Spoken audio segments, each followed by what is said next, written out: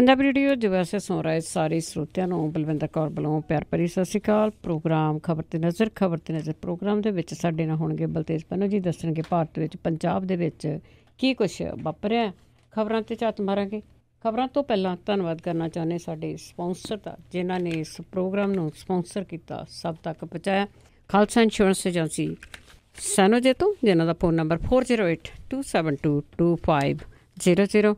ਹਰ ਇੱਕ ਤਰ੍ਹਾਂ ਦੀ ਇੰਸ਼ੋਰੈਂਸ ਕਰਦੇ ਨੇ। Gurdeep Singh Pirdi, Clovis, Satnam Singh Shergill, Salma, Bahadur Singh Fowler, Ishanjit Singh Kaloti, Yuba city, Sukhwinder Singh, Jasvir Kaur, Fremont, Sarabjit Singh Chokar, Turlock, Chicago pizza with twist, ਜਿਨ੍ਹਾਂ ਤੋਂ ਹਰ ਇੱਕ ਤਰ੍ਹਾਂ ਦਾ ਪੀਜ਼ਾ ਔਡਰ ਕਰ ਸਕਦੇ ਹੋ। ਪੀਜ਼ਾ ਔਡਰ ਕਰਨ ਲਈ ਵਿਜ਼ਿਟ ਕਰ ਸਕਦੇ ਹੋ www.chicagopizzatwist.com।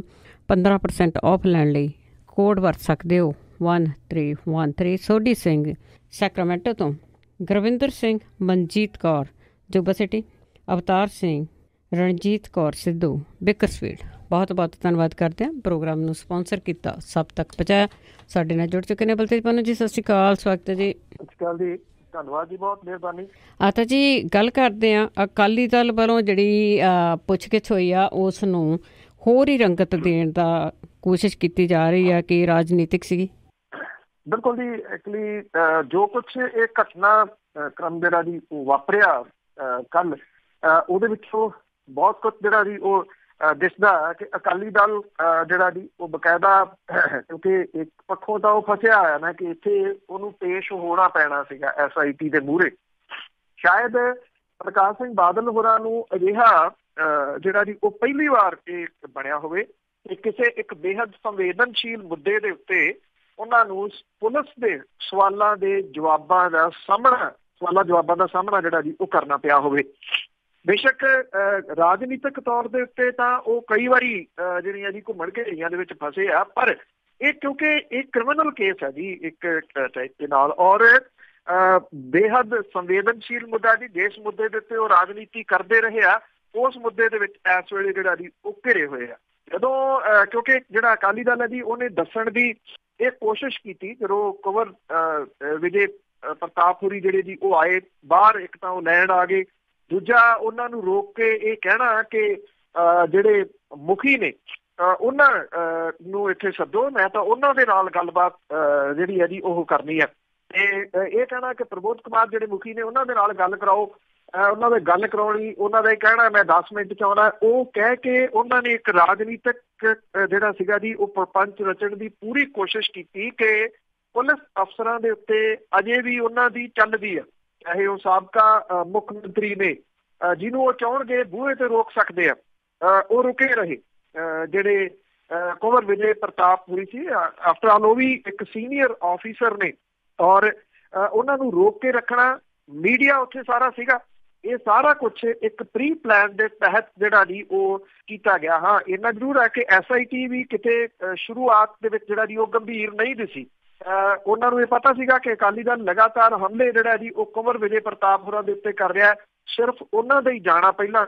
ਹਾਲਾਂਕਿ ਬਾਅਦ ਦੇ ਵਿੱਚ SIT ਦੇ ਜਿਹੜੇ ਮੈਂਬਰ ਸੀ ਬਾਕੀ ਸਾਰੇ, ਉਹ ਵੀ ਗੱਲਬਾਤ ਦੇ ਵਿੱਚ ਜਿਹੜਾ ਜੀ ਸ਼ਾਮਲ ਹੋ ਗਏ ਪੁੱਛਗਿੱਛ ਦੇ ਵਿੱਚ।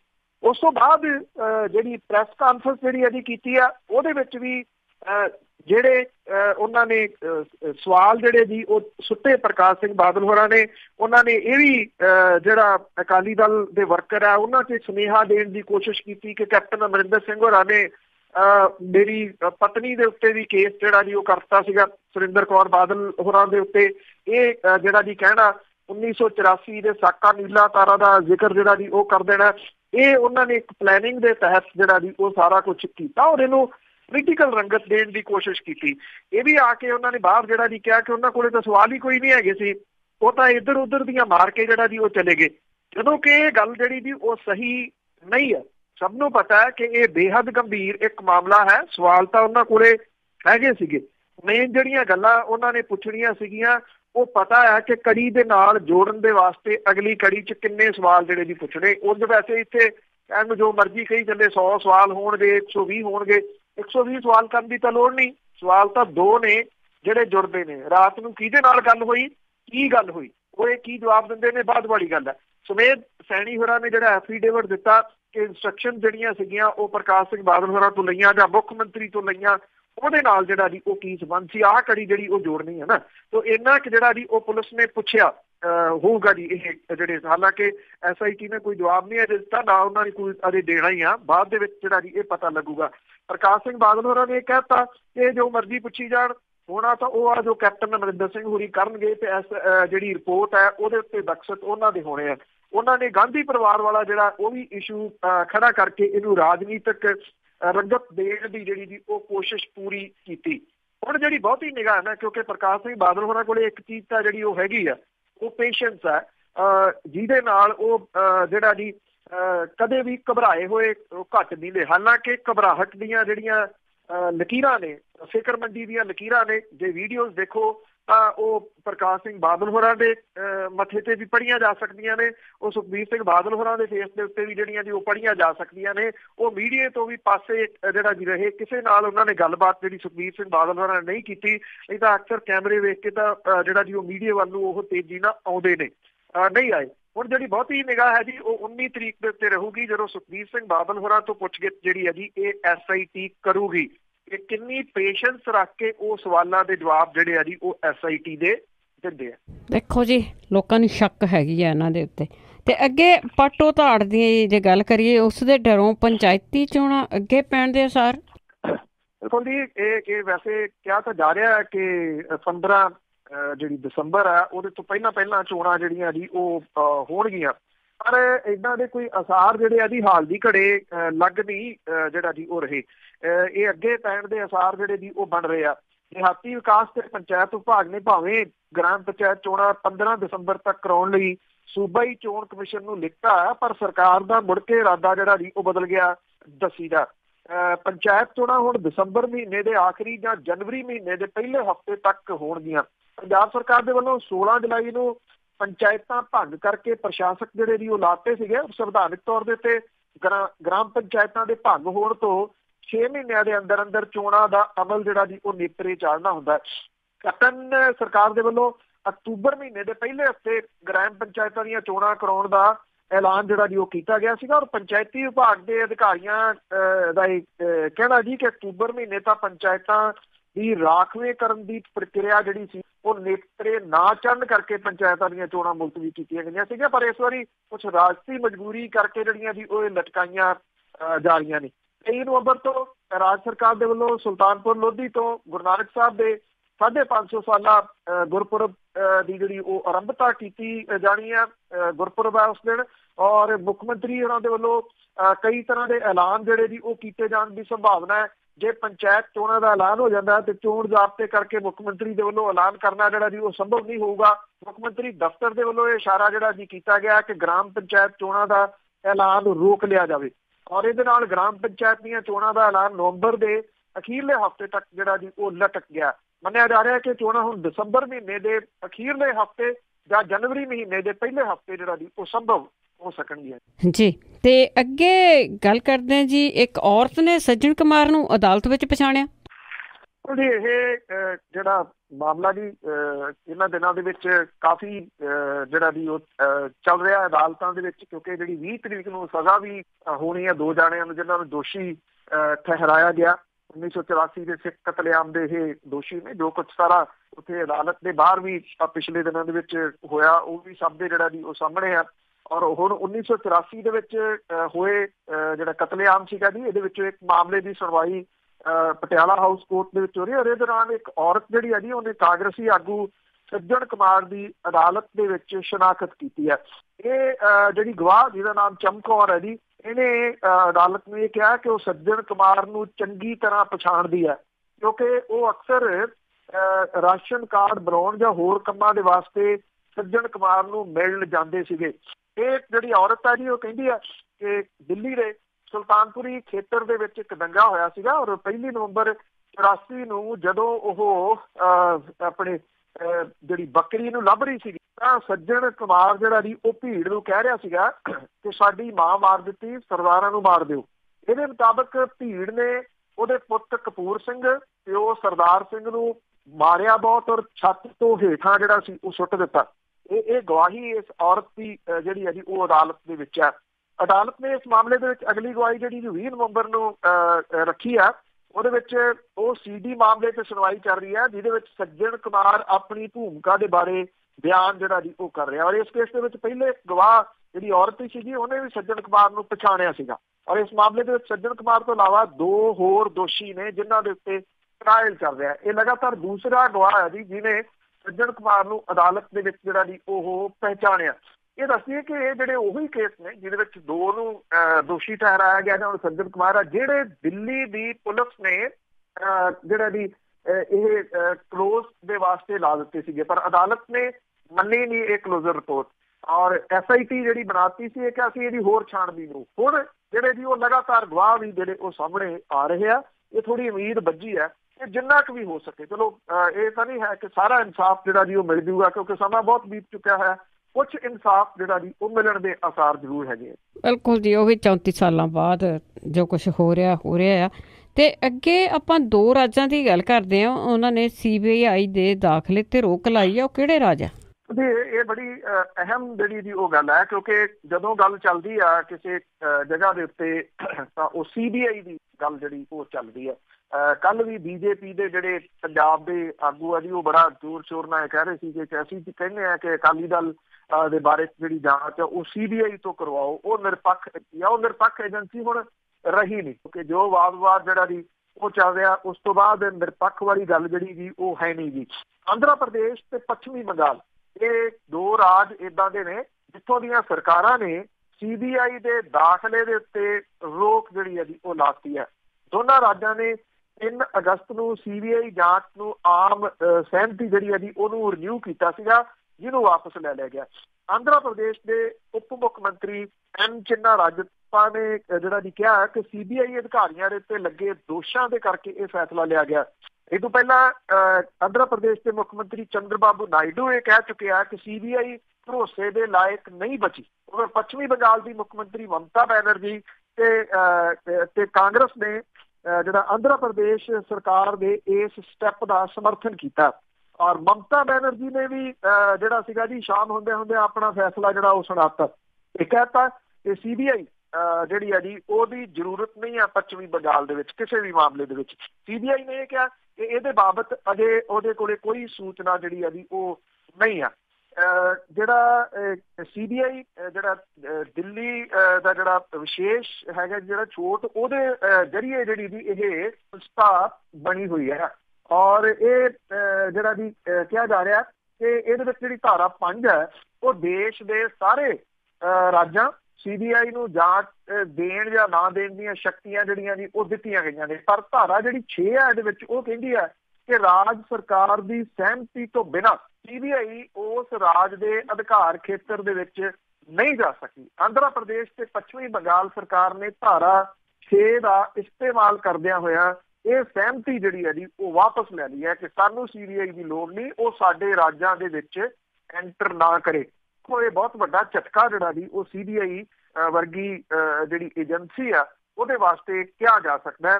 ਇਹ ਹਾਲਾਤ ਜਿਹੜੇ ਆ ਜੀ ਉਹ ਬਣਨ ਦਾ ਰੀਜ਼ਨ ਕੀ ਆ ਉਹ ਸਭ ਨੂੰ ਪਤਾ ਹੈ ਕਿ ਕਿਵੇਂ ਇਸ ਸੰਸਥਾ ਨੂੰ ਜਿਹੜਾ ਜੀ ਉਹ ਰੋਲ ਕੇ ਰੱਖ ਲਈ। ਬਿਲਕੁਲ ਜੀ, ਬਿਲਕੁਲ। ਅੱਗੇ ਗੱਲ ਕਰਦੇ ਜੀ ਕਿ ਕਈ ਦਿਨਾਂ ਤੋਂ ਰੌਲੀ ਪੈਂਦੀ ਹੈ ਕਿ ਪੰਜਾਬ ਦੇ ਵਿੱਚ ਅੱਤਵਾਦੀ ਲੁਕੇ ਹੋਏ ਆ ਪਰ ਪੁਲਿਸ ਦੇ ਹੱਥ ਖਾਲੀ। ਬਿਲਕੁਲ ਜੀ, ਕਈ ਟੋਲ ਪਲਾਜ਼ੇ ਜਿਹੜੇ ਆ ਜੀ ਉਹ ਇੱਧਰ ਪਠਾਨਕੋਟ ਗੁਰਦਾਸਪੁਰ ਵਾਲੀ ਸਾਈਡ ਦੇ ਉੱਤੇ ਪੁਲਿਸ ਨੇ ਜਿਹੜੇ ਜੀ ਉਹ ਫੋੜ ਮਾਰੇ। ਅਜੇ ਤੱਕ ਉਹਨਾਂ ਨੂੰ ਜਿਹੜਾ ਜੀ ਕੋਈ ਲੱਭਿਆ ਨਹੀਂ। ਕੋਈ ਕਿਸੇ ਕਿਸਮ ਦੀ ਇਸ ਤਰ੍ਹਾਂ ਦੀ ਫੁਟੇਜ ਜਿਹੜੀ ਹੈ ਜੀ ਉਹ ਨਹੀਂ ਲੱਭੀ ਜਿਹੜੀ ਕਿ ਸ਼ੱਕੀ ਹੋਵੇ। ਜਿਹੜੇ ਅੰਮ੍ਰਿਤਸਰ ਦੇ ਕਮਿਸ਼ਨਰ ਨੇ ਉਹ ਕਹਿੰਦੇ ਕਿ ਜਿਹੜਾ ਮੂਸਾ ਹੈ ਅੱਤਵਾਦੀ ਉਹਦਾ ਇਨਪੁਟ ਜਿਹੜਾ ਜੀ ਉਹ ਮਿਲਿਆ ਸੀਗਾ।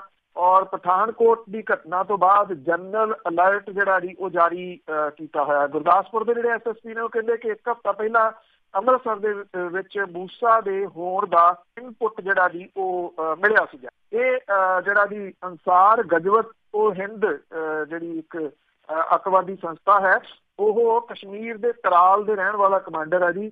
ਔਰ ਜ਼ਾਕਿਰ ਰਸ਼ੀਦ ਬੱਟ ਉਰਫ ਜ਼ਾਕਿਰ ਮੂਸਾ ਜਿਹੜਾ ਜੀ ਔਰ ਇਹਦੇ ਵਿੱਚ ਪੜ੍ਹੇ ਲਿਖੇ ਜਿਹੜੇ ਜੀ ਉਹ ਕਾਫੀ ਅੱਤਵਾਦੀ ਜਿਹੜਾ ਜੀ ਉਹ ਦੱਸੇ ਜਾਂਦੇ ਆ। ਔਰ ਇਹ ਖੁਦ ਚੰਡੀਗੜ੍ਹ ਦੇ ਵਿੱਚ ਪੜ੍ਹਦਾ ਰਿਹਾ ਔਰ ਉਹਦਾ ਪੰਜਾਬ ਦੇ ਨਾਲ ਕਾਫੀ ਲਿੰਕ ਜਿਹੜਾ ਜੀ ਉਹ ਦੱਸਿਆ ਜਾ ਰਿਹਾ। 13 ਦੇ ਵਿੱਚ ਪੜ੍ਹਾਈ ਛੱਡ ਕੇ ਹਿਜ਼ਬੁਲ ਦੇ ਵਿੱਚ ਜਿਹੜਾ ਜੀ ਉਹ ਸ਼ਾਮਲ ਹੋ ਗਿਆ ਸੀਗਾ। ਉਹਦੇ ਤੋਂ ਬਾਅਦ ਜਦੋਂ ਬੁਰਹਾਨ ਵਾਨੀ ਮਾਰਿਆ ਗਿਆ ਤਾਂ 17 ਦੇ ਵਿੱਚ ਉਹਨੇ ਆਪਣਾ ਜਿਹੜਾ ਜੀ ਇਹ ਇੱਕ ਗਰੁੱਪ ਬਣਾ ਲਿਆ ਸੀਗਾ ਜੋ ਕਿ ਅਲ ਕਾਇਦਾ ਦੇ ਨਾਲ ਰਿਲੇਟਡ ਜਿਹੜਾ ਜੀ ਉਹ ਦੱਸਿਆ ਜਾ ਰਿਹਾ। ਇੱਥੇ ਪੁਲਿਸ ਦੀ ਜਿਹੜੀ ਹੈ ਜੀ ਥੋੜੀ ਜਿਹੀ ਖਿੱਚਾ ਧੂਈ ਜਾਂ ਉਹਦੇ ਉੱਤੇ ਸਵਾਲੀਆ ਚਿੰਨ੍ਹ ਇਸ ਪੱਖੋਂ ਵੀ ਜਿਹੜਾ ਜੀ ਉਹ ਉੱਠ ਰਹੇ ਆ ਕਿ ਜਿਹੜਾ ਇੱਕ ਇਹਨਾਂ ਨੇ ਪੋਸਟਰ ਜਾਰੀ ਕੀਤਾ ਸੀਗਾ ਪੁਲਿਸ ਨੇ ਇਹਦੀ ਮੂਸਾ ਨੂੰ ਜਿਹੜਾ ਲੈ ਕੇ, ਉਹ ਕਿਉਂਕਿ ਉਹਦਾ ਪੋਸਟਰ ਜਾਰੀ ਨਹੀਂ ਜਿਹੜਾ ਜੀ ਕੀਤਾ ਜਾ ਸਕਦਾ। ਜਦੋਂ ਕਿਸੇ ਦੀ ਇਸ ਤਰ੍ਹਾਂ ਭਾਲ ਕਰਦੀ ਹੈ ਤਾਂ ਪੁਲਿਸ ਖੁਫੀਆ ਤੌਰ ਦੇ ਉੱਤੇ ਇਹ ਜਿਹੜੇ ਆ ਜੀ ਇਹ ਪੋਸਟਰ ਜਾਰੀ ਕਰਦੀ ਹੈ। ਇਹ ਪੋਸਟਰ ਬਣਾ ਕੇ ਇੱਕ ਦੋ ਜਗ੍ਹਾ ਜਿਹੜੇ ਜੀ ਉਹ ਲਾ ਦਿੱਤੇ ਗਏ। ਜਦੋਂ ਲਾਤੇ ਤਾਂ ਉੱਥੋਂ ਜਿਹੜੀ ਸੀਗੀ ਇਹਦੀ ਫੋਟੋ ਖਿੱਚ ਕੇ ਤੇ ਸੋਸ਼ਲ ਮੀਡੀਆ ਦੇ ਉੱਤੇ ਇਹ ਵਾਇਰਲ ਹੋ ਗਈ। ਲੋਕਾਂ ਨੇ ਕਹਿਤਾ ਕਿ ਇਹੋ ਜਿਹਾ ਜਿਹੜਾ ਦਿਸਣ ਵਾਲਾ ਅੱਤਵਾਦੀ ਆ ਉਸ ਏਰੀਏ ਦੇ ਵਿੱਚ ਆਇਆ ਹੋਇਆ, ਔਰ ਉਹ ਜਿਹੜਾ ਜੀ ਇਹ ਜਨਤਕ ਨਹੀਂ ਇਹਨੂੰ ਜਿਹੜਾ ਉਹ ਕੀਤਾ ਜਾ ਸਕਦਾ। ਜਿਹੜੇ ਇਹਨੂੰ ਜਨਤਕ ਕਰਨ ਵਾਲੇ ਨੇ ਜੀ ਹੁਣ ਉਹਨਾਂ ਦੀ ਪੁੱਛਗਿੱਛ ਜਿਹੜੀ ਆ ਜੀ ਉਹ ਸੀਨੀਅਰ ਆਫੀਸਰ ਕਰੀ ਜਾਂਦੇ ਆ। ਇਹ ਕਿਹਨੇ ਪੋਸਟਰ ਜਿਹੜਾ ਸੀਗਾ ਉਹ ਜਾਰੀ ਕੀਤਾ, ਬਜਾਏ ਇਹਦੇ ਕਿ ਇਹ ਜਿਹੜਾ ਜੀ ਲੱਭਣ ਦੇ ਜਾਂ ਲੋਕ ਜਿਹੜੇ ਆ ਜੀ ਉਹ ਡਰਾਏ ਪਏ ਆ, ਉਹਦੀ ਜਗ੍ਹਾ ਦੇ ਉੱਤੇ ਆ ਪੋਸਟਰ ਵਾਲਾ ਜਿਹੜਾ ਜੀ ਉਹ ਨਵੇਂ ਵਿਵਾਦ ਦੇ ਵਿੱਚ ਪੁਲਿਸ ਜਿਹੜੀ ਉਹ ਫਸ ਗਈ ਹੈ। ਦੂਜੇ ਪਾਸੇ ਕੁਝ ਰਿਪੋਰਟਾਂ ਜਿਹੜੀਆਂ ਇਹ ਵੀ ਆਈ ਜਾਂਦੀਆਂ ਨੇ ਕਿ ਇਹ ਜਿਹੜੇ ਅੱਤਵਾਦੀ ਨੇ ਇਹ ਰਾਜਸਥਾਨ ਵੱਲ ਨੂੰ ਲੰਘ ਸਕਦੇ ਆ। ਪਹਿਲਾਂ ਇਹ ਕਿਹਾ ਜਾ ਰਿਹਾ ਸੀਗਾ ਕਿ ਸ਼ਾਇਦ ਇਹ ਦਿੱਲੀ ਵੱਲ ਨੂੰ ਜਿਹੜਾ ਜੀ ਉਹ ਜਾ ਸਕਦੇ ਆ। ਸੋ ਇਹ ਅੱਕੀ ਪਨਾਹੀ ਹੱਥ ਮਾਰਨੇ ਜਿਹੜੇ ਜੀ ਉਹੋ ਹੀ ਕਹਾਵਤ ਜਿਹੜੀ ਵੀ ਇੱਥੇ ਲੱਗ ਰਹੀ ਹੈ। ਕੀ ਇਨਪੁਟ ਹੈ, ਕਿੰਨੀ ਇਨਪੁਟ ਹੈ, ਕਿੱਧਰ ਨੂੰ ਗਏ ਨੇ, ਕੌਣ ਸਨ ਜੀ, ਇਹਦੇ ਬਾਰੇ ਜਿਵੇਂ ਕਹਿੰਦੇ ਜਿੰਨੇ ਨੂੰ ਓਨੀਆਂ ਗੱਲਾਂ ਉਹੋ ਜਿਹੇ ਹਾਲਾਤ ਬਣੇ ਜੀ। ਤੇ ਅੱਗੇ ਗੱਲ ਕਰਦੇ ਹਾਂ ਜੀ ਬਰਖਾਸਤ ਹੋਏ ਅਕਾਲੀਆਂ ਦੇ ਨੇੜਲੇ ਸ਼੍ਰੋਮਣੀ ਕਮੇਟੀ ਦੇ ਨਿਸ਼ਾਨੇ ਤੇ ਜਿਹੜੇ ਬਗਾਵਤ ਕਰਕੇ ਅਕਾਲੀ ਦਲ ਦੇ ਵਿੱਚੋਂ ਫਾਰਗ ਕੀਤੇ ਗਏ ਸੀਨੀਅਰ ਅਕਾਲੀ ਆਗੂ ਨੇ ਜੀ, ਉਹਨਾਂ ਦੇ ਸਮਰਥਕ ਜਿਹੜੇ ਨੇ, ਜਿਹੜੇ ਸ਼੍ਰੋਮਣੀ ਕਮੇਟੀ ਕਰਮਚਾਰੀ ਦੇ ਅੰਦਰ ਜਿਹੜੇ ਕੰਮ ਕਰਦੇ ਆ, ਉਹਨਾਂ ਦੇ ਖਿਲਾਫ ਵੀ ਕਾਰਵਾਈ ਕਰਦਿਆਂ ਉਹਨਾਂ ਨੂੰ ਖੁੱਡੇ ਲਾਈਨ ਲਾਉਣ ਦੀ ਜਿਹੜੀ ਹੈ ਜੀ ਉਹ ਚਰਚਾ ਚੱਲ ਰਹੀ ਹੈ। ਜਿਹੜੇ ਅਕਾਲੀ ਦਲ ਦੇ ਵੱਲੋਂ ਰਣਜੀਤ ਸਿੰਘ ਬ੍ਰਹਮਪੁਰਾ, ਰਤਨ ਸਿੰਘ ਅਜਨਾਲਾ, ਸੇਵਾ ਸਿੰਘ ਸੇਖਵਾ, ਰਵਿੰਦਰ ਸਿੰਘ ਬ੍ਰਹਮਪੁਰਾ, ਅਮਰਪਾਲ ਸਿੰਘ ਬੋਨੀ, ਇਹਨਾਂ ਨੂੰ ਪਾਰਟੀ ਦੇ ਵਿੱਚੋਂ ਕੱਢਿਆ ਗਿਆ। ਔਰ ਅਕਾਲੀ ਦਲ ਦੇ ਵੱਲੋਂ ਕੀਤੀ ਕਾਰਵਾਈ ਤੋਂ ਬਾਅਦ ਮਾਝੇ ਦੇ ਵਿੱਚ ਇਹਨਾਂ ਟਕਸਾਲੀ ਆਗੂਆਂ ਦੇ ਸਮਰਥਕਾਂ ਨੂੰ ਇਹਨਾਂ ਨਾਲੋਂ ਤੋੜਨ ਦੇ ਖਿਲਾਫ ਜਿਹੜੀ ਜੀ ਮੁਹਿੰਮ ਵਿੱਢੀ ਗਈ ਹੈ। ਇਹਦੇ ਤਹਿਤ ਪਿਛਲੇ ਦਿਨੀ ਬ੍ਰਹਮਪੁਰਾ ਸਮਰਥਕ ਤੇ ਮਗਰੋਂ ਅਜਨਾਲਾ ਪਰਿਵਾਰ ਸਮਰਥਕਾਂ ਦੇ ਨੇ ਇਹਨਾਂ ਦੇ ਨਾਲ ਨਾਤਾ ਤੋੜਨ ਤੇ ਪਾਰਟੀ ਨਾਲ ਜੁੜੇ ਰਹਿਣ ਦਾ ਐਲਾਨ ਜਿਹੜਾ ਜੀ ਉਹ ਕੀਤਾ। ਅਜਨਾਲਾ ਹਲਕੇ ਦੇ ਨਾਲ ਸੰਬੰਧਿਤ ਜਿਹੜੇ ਸ਼੍ਰੋਮਣੀ ਕਮੇਟੀ ਮੈਂਬਰ ਨੇ, ਉਹਨਾਂ ਦੇ ਵੱਲੋਂ ਪਿਛਲੇ ਦਿਨੀ ਇਹ ਸੰਕੇਤ ਦਿੱਤਾ ਗਿਆ ਜੀ ਕਿ ਭਵਿੱਖ ਦੇ ਵਿੱਚ ਸ਼੍ਰੋਮਣੀ ਕਮੇਟੀ ਵਿਚਲੇ ਇਹਨਾਂ ਦੇ ਸਮਰਥਕ ਕਰਮਚਾਰੀ ਵੀ ਮੁੱਖ ਸਥਾਨਾਂ ਤੋਂ ਦੂਜੇ ਸਥਾਨਾਂ ਦੇ ਉੱਤੇ ਤਬਦੀਲ ਜਿਹੜੇ ਜੀ ਉਹ ਕੀਤੇ ਜਾ ਸਕਦੇ ਆ। ਇਹ ਡਰਾਇਆ ਜਾ ਰਿਹਾ ਜੀ ਉਹਨਾਂ ਨੂੰ ਵੀ ਜੇ ਤੁਸੀਂ ਅਕਾਲੀ ਦਲ ਦਾ ਸਮਰਥਨ ਨਹੀਂ ਕਰੋਗੇ ਤੇ ਤੁਹਾਨੂੰ ਦੂਰ ਦਰੇਡੇ ਜਿਹੜਾ ਜੀ ਉਹ ਬਦਲ ਦਿਆਂਗੇ। ਇਹਦੇ ਕਰਕੇ ਜਿਹੜੇ ਟਕਸਾਲੀ ਆਗੂਆਂ ਦੇ ਸਮਰਥਕ ਤੇ ਕਰਮਚਾਰੀ ਜਿਹੜੇ ਜੀ ਉਹਨਾਂ ਦੇ ਵਿੱਚ ਸਹਿਮ ਬਣਿਆ ਹੋਇਆ। ਇਹ ਕਰਦੇ ਕੀ ਹੈ ਜੀ, ਉਹੀ ਜੋ ਕੁਝ ਸਰਕਾਰਾਂ ਜਿਵੇਂ ਆਪਾਂ ਟੀਚਰਾਂ ਦਾ ਕਵਰ ਕੀਤਾ ਸੀਗਾ ਕਿ ਉਹਨਾਂ ਨੂੰ 200 250 ਕਿਲੋਮੀਟਰ ਦੂਰ ਜਿਹੜਾ ਜੀ ਉਹ ਸੁੱਟਿਆ ਜਾ ਰਿਹਾ ਬਦਲ ਕੇ, ਐਗਜ਼ੈਕਟਲੀ ਉਹੀ ਕੁਝ ਜਿਹੜਾ ਜੀ ਇੱਥੇ ਇਹਨਾਂ ਅਕਾਲੀਆਂ ਦੇ ਸਮਰਥਕ ਜਿਹੜੇ ਕਰਮਚਾਰੀ ਨੇ ਉਹਨਾਂ ਦੇ ਨਾਲ ਇਹ ਕੀਤਾ ਜਾ ਰਿਹਾ।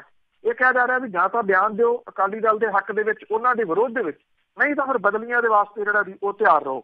ਜਿਹੜੇ ਸ਼੍ਰੋਮਣੀ ਕਮੇਟੀ ਦੇ ਬੁਲਾਰੇ ਆ ਤੇ ਸਕੱਤਰ ਆ, ਉਹਦੇ ਵੱਲੋਂ ਕਿਹਾ ਗਿਆ ਕਿ ਸੰਸਥਾ ਦੇ ਵੱਲੋਂ ਕਿਸੇ ਕਰਮਚਾਰੀ ਦੇ ਨਾਲ ਕੋਈ ਵਿਤਕਰਾ ਜਾਂ ਭੇਦਭਾਵ ਦੀ ਭਾਵਨਾ ਦੇ ਨਾਲ ਕਾਰਵਾਈ ਨਹੀਂ ਕੀਤੀ ਜਾਊਗੀ। ਉਹਨੇ ਹਾਲਾਂਕਿ ਇਸ ਸੰਭਾਵਨਾ ਤੋਂ ਨਾ ਨਹੀਂ ਕੀਤਾ ਕਿ ਕੁਝ ਦਿਨ ਪਹਿਲਾਂ ਸ਼੍ਰੋਮਣੀ ਕਮੇਟੀ ਦੇ ਮੈਨੇਜਰ ਤੇ ਮੀਤ ਮੈਨੇਜਰ ਪੱਧਰ ਦੇ 2 ਅਧਿਕਾਰੀ ਜਿਹੜੇ ਪਹਿਲਾਂ ਇਹਨਾਂ ਟਕਸਾਲੀ ਅਕਾਲੀ ਆਗੂਆਂ ਦੀ ਸਿਫਾਰਿਸ਼ ਤੇ ਹਰਿਆਣਾ ਤੇ ਅਨੰਦਪੁਰ ਸਾਹਿਬ ਦੇ ਵਿੱਚ ਤਬਦੀਲ ਕਰਤੇ ਗਏ ਸੀ, ਉਹਨੂੰ ਵਾਪਸ ਪਹਿਲੀਆਂ ਥਾਵਾਂ ਦੇ ਉੱਤੇ ਲਾ ਦਿੱਤਾ ਗਿਆ ਸੀ। ਇਹ ਦੋਵੇਂ ਅਧਿਕਾਰੀ ਸ਼੍ਰੋਮਣੀ ਅਕਾਲੀ ਦਲ ਦੇ ਵਿੱਚੋਂ ਫਾਰਗ ਕੀਤੇ ਗਏ ਨੌਜਵਾਨ ਆਗੂ ਇਕਬਾਲ ਸਿੰਘ ਸੰਧੂ ਦੇ ਨੇੜਲੇ ਆ। ਸੋ ਇਹ ਡਰਾਉਣ ਦਾ ਤਰੀਕਾ ਤੁਸੀਂ ਵੇਖੋ ਜਿਹੜਾ ਜੀ ਉਹ ਕਿਹੜਾ ਅਪਣਾਇਆ ਜਾ ਰਿਹਾ। ਉਹ ਵੀ ਇੱਕ ਧਾਰਮਿਕ ਸੰਸਥਾ ਦੇ ਵਿੱਚ ਵੀ ਜਾਂ ਤਾਂ ਸਾਡੇ ਨਾਲ ਰਹੋ, ਸਾਡੇ ਹੱਕ ਦੇ ਵਿੱਚ ਬਿਆਨ ਦਿਓ, ਤੇ ਜਿਹੜੇ ਕੱਢੇ ਆ ਉਹਨਾਂ ਦੇ ਵਿਰੋਧ ਵਿੱਚ ਜਿਹੜਾ ਜੀ ਉਹ ਬਿਆਨ ਦਿਓ, ਨਹੀਂ ਤਾਂ ਫਿਰ ਖੁੱਡੇ ਲਾਈਨ ਲੱਗਣ ਨੂੰ ਔਰ 200 ਕਿਲੋਮੀਟਰ ਦੂਰ ਜਿਹੜਾ ਜੀ ਉਹ ਜਾਣ ਦੇ ਵਾਸਤੇ ਤਿਆਰ ਰਹੋ। ਜੀ ਜੀ। ਤੇ ਅੱਗੇ ਅਲੋਕ ਵਰਮਾ ਦੀ ਜੇ ਗੱਲ ਕਰੀਏ ਤਾਂ ਸੁਪਰੀਮ ਕੋਰਟ ਨੇ ਉਸ ਨੂੰ ਕਲੀਨ ਚਿੱਟ ਨਹੀਂ ਦਿੱਤੀ।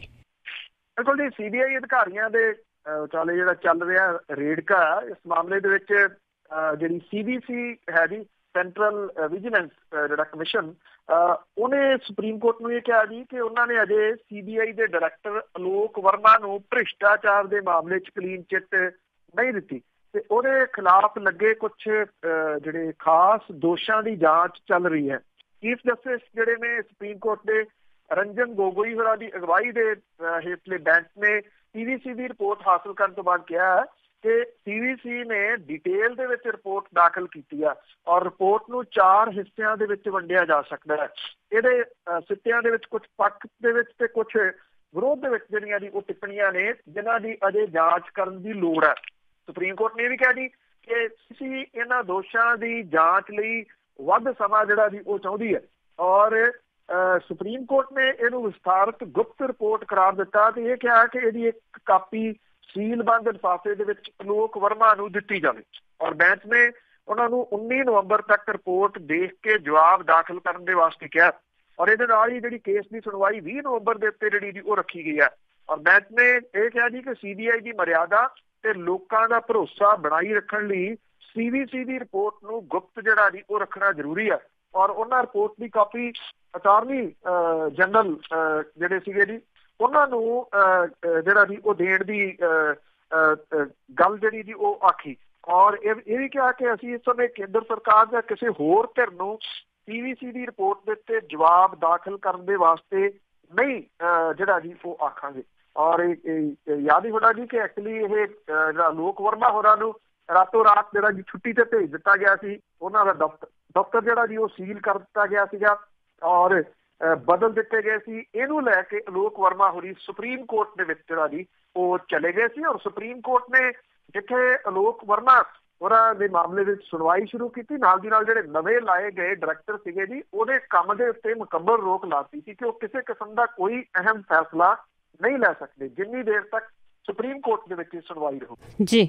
ਤੇ ਅਖੀਰ ਦੇ ਵਿੱਚ ਆਪਾਂ ਸਬਰੀਵਾਲਾ ਮੰਦਿਰ ਦੀ ਜੇ ਗੱਲ ਕਰੀਏ ਉਹ ਵਿਵਾਦ ਉਸੇ ਤਰ੍ਹਾਂ ਹੀ ਆ ਜਿਹੜੀ ਔਰਤ ਨੇ ਸ਼ੁਰੂ ਕੀਤਾ ਸੀ ਉਹਨੂੰ 에ਅਰਪੋਰਟ ਤੋਂ ਹੀ ਮੁੜਨਾ ਪਿਆ। ਬਿਲਕੁਲ ਜੀ ਇਹ ਵਿਵਾਦ ਜਿਹੜਾ ਜੀ ਉਹ ਕਿਉਂਕਿ ਸਿਆਸਤ ਦੇ ਨਾਲ ਜਿਹੜਾ ਜੀ ਉਹ ਆਣ ਜੁੜੀ ਜਦੋਂ ਸਿਆਸਤ ਜਿਹੜੀ ਜੀ ਉਹ ਆ ਗਈ ਤੇ ਫਿਰ ਇਹ ਹੋਣਾ ਹੀ ਸੀਗਾ ਜੀ। ਦੇਖੋ ਇੱਕ ਪਾਸੇ ਸੁਪਰੀਮ ਕੋਰਟ ਦਾ ਫੈਸਲਾ ਦੂਸਰੇ ਪਾਸੇ ਸਿਆਸੀ ਪਾਰਟੀਆਂ ਨੇ ਜਿਹੜੀ ਆਪਣੇ ਜੋੜ ਤੋਲ ਦੇ ਵਿੱਚ ਜਿਹੜੀਆਂ ਜੀ ਉਹ ਲੱਗੀਆਂ ਹੋਈਆਂ ਨੇ ਕਿ ਕਿਹਦੇ ਨਾਲ ਕਿੰਨੀਆਂ ਵੋਟਾਂ ਘਟਦੀਆਂ ਨੇ ਕਿੰਨੀਆਂ ਵੋਟਾਂ ਜਿਹੜੀਆਂ ਜੀ ਉਹ ਵੱਧਦੀਆਂ ਨੇ ਔਰ ਅਜਿਹਾ ਜਦੋਂ ਮੰਦਿਰ ਦਾ ਵਿਵਾਦ ਜਿਹੜਾ ਜੀ ਹੋਵੇ ਧਾਰਮਿਕ ਹੋਵੇ ਤੇ ਫਿਰ ਕੋਈ ਵੀ ਸਿਆਸੀ ਪਾਰਟੀ ਪਿੱਛੇ ਤਾਂ ਨਹੀਂ ਨਾ ਰਹਿਣਾ ਚਾਹੁੰਦੀ।